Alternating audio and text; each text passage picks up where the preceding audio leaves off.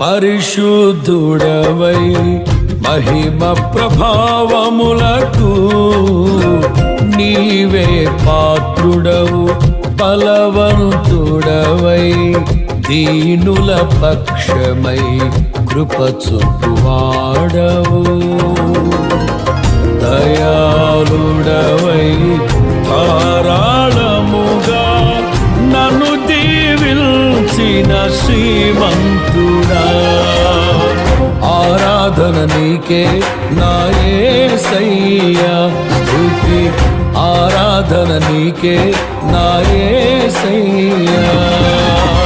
సేవించద నిన్నే నా పూర్ణ హృదయముతో, సేవించద నిన్నే నా పూర్ణ హృదయముతో.